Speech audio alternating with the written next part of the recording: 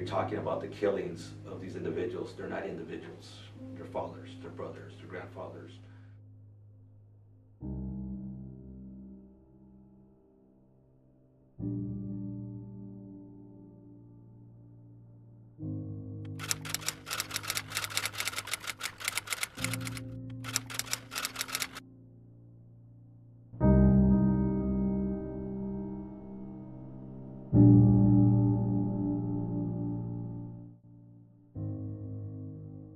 While conducting research for a project in my Mexican-American history class, I came across this gruesome photo taken in my hometown.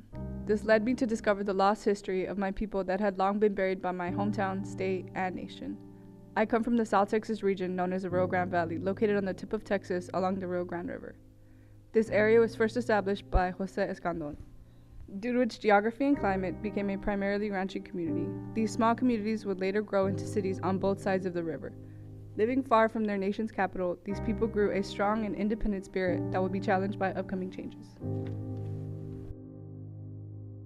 A gradual transition from a ranching economy to one based on commercial agriculture that required a steady supply of labor. And so what happens to the majority of Mexican Americans who then begin to lose their land because they couldn't produce titles, or titles that had been lost in the family. They had to prove their land ownership after the War of 1846, the war between the U.S. and Mexico. After the Mexican-American War, the only way for Anglos who moved into the South Texas border region to have access to land was to find a way to attach themselves to the elite landowning Mexicans. By far the most popular and effective means was through intermarriage.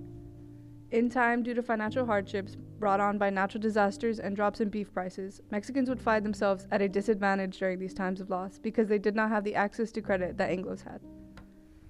In fact, Mexicans' only asset was the land they possessed. Consequently, in order to remain financially viable, Mexicans began to sell their land. Mexicans' loss was the Anglos' gain. Historian David Motejano's examination of the King Ranch's land purchasing records provide a perfect example of how the King Ranch expanded into the largest ranch in Texas. Men like Richard King, John Kennedy, and others seeking to profit off their newly acquired land funded the expansion of the railway into Brownsville. This was coupled with the land speculator survey that the lands and coming to the conclusion that the Rio Grande Valley was ripe for agricultural production, leading to the creation of irrigation districts in the valley. It would be during the time period from the shift from ranching to farming that the Rio Grande Valley would be touted as the Magic Valley. In order to attract Midwestern farmers to migrate towards the valley between the years 1905 to 1910, the valley was advertised as a place with cheap labor and a climate that allowed up to 3 crops a year. This shift from ranching to agricultural must not be seen only in terms of economics, but as a societal shift. For in a ranching economy, the ranch hands or vaqueros are needed constantly on the ranch to maintain the animals. However, in a farm, only seasonal workers are needed. This creates a situation where workers no longer had a permanent place to live nor steady work. At the same time of the loss of steady employment, there was a massive Anglo immigration into the valley. A study conducted by James A. Sandos illustrates this shift in population. Sandos demonstrates that unlike the earlier Anglo population, which sought out intermarriage with the landed Mexican elite, a very different story emerges with the advent of agriculture and the arrival of farm families from the Midwest. Sandos utilizes census records to show that in Cameron County, those of mixed-race population were reduced from 47% in 1900 to 24% in 1910. Also, in Hidalgo counties, the mixed-blood population shifted from 52 to 25% in 1910. Sandos concludes that the potential for ethnic conflict intensified as more Anglos of native parents and more Mexicans entered the valley. With no corresponding growth of mixed population, the traditional bonding element of this historically polarized society, the cultural network, could no longer function. Meanwhile, south of the border, the bloody war that erupted in response to the repressive regime of President Diaz, known as the Mexican Revolution, was being waged. A war in which almost 1 million Mexicans fled to the United States to escape the violence. This exodus of refugees would only fan the flames of racial tension in the South Texas border community. These tensions would explode into violence along the border. With pleas from the Anglo community, the Texas Rangers were called in, at the head of which was Henry Ransom. Ransom had unceremoniously ended his career as chief of police in Houston by murdering a defense attorney. Ransom's appointment and assignment to the Rio Grande Valley demonstrated the type of person and law the governor of Texas felt was needed to deal with the violence on the border. Ransom's reputation was such that newly appointed sheriff of Cameron County, W.T. Van went to Austin to protest his assignment, but his arguments fell onto deaf ears. Violent acts against Mexicans rose with the arrest of Basilio Ramos in McAllen, Texas on January 24, 1915. In his possession was a document known as the Plan de San Diego. This document was a call to all Mexicans to overthrow the United States government and re-establish the lands that used to belong to Mexico and establish an independent government within them. It asked for the assistance of African Americans in obtaining 6 states from the United States in which they could establish an independent republic, the murder of all North American males over 16, and the redistribution of native lands back to their respective tribes.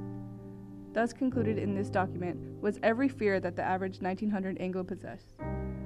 Insurrection of the races, the loss of portions of the United States to those races, and the murder of all Anglos in the Southwest. In addition, it was proof that the bandit raids occurring in South Texas were indeed the beginning of a sinister Mexican organization's attempt to reclaim Mexican lands and murder and steal from the Anglos. Great-grandfather and his father, my great-great-grandfather, who were both killed at the same time, they were lucky that they got buried, because my great-grandmother was able to bury them, right, and provide a funeral and all that. What I guess still shocks me now, and this is why the marker embedding was so important today, is that you have people who were not buried, and that's a very important part of being human, being respected enough that people cared enough to actually bury you. Official numbers of the dead are almost non-existent. President Wilson's investigative committee failed to find any of the alleged disappeared. Consequently, official numbers do not exist. As far as an official estimate, most historians allow for a wide range of numbers from 300 to 5,000. Of these numbers, it is estimated that more than 90% were innocent of any banditry. Nonetheless, these numbers, even if placed at the high points of 5,000, only tell part of the story. These numbers help paint a picture of the everyday lives of the Tejano border community, the state of terror they must have lived in as a result of the law enforcement and the Anglo vigilantes' indiscriminate killing of the Mexicans. National newspapers would report on the conflict between Rangers and the U.S. Army along the border. They stir the anti-Mexican nativist sentiment of the American people. Clearly, the violence had to end. Enter State Representative J.T. Canales and the Canales Commission. We are here for the purpose of conducting an absolutely fair and impartial investigation with reference to our state ranger force, their activities and the necessities for continuance of the force, and what, if anything, can be done for the betterment of the condition and rendering to the people of Texas a better service. The charges, I think I want to say 13 or 14 charges with the House of Representatives. They held hearings, and what it resulted was in the dismantling of the Texas Rangers. They went from one of the largest law enforcement groups in the state of Texas to one of the smallest. Today they're still very important, and the Rangers today are not what the Rangers were then. Unfortunately, they still carry the history with them, and hopefully they too have learned from their history. Hearings in the commission were to investigate exactly that. What were they doing? And obviously they found out what they were doing was what JT was saying all along. If not, they wouldn't have been dismantled. Roping Mexicans, dragging them by horseback, shooting them, hanging them by trees. There was vigilante justice without due process. The fact is, being Mexican means, or Mexican American or Hispanic meant that there was a possibility that you could be tried, convicted, and executed without ever seeing a court, a jury, and right there in the field.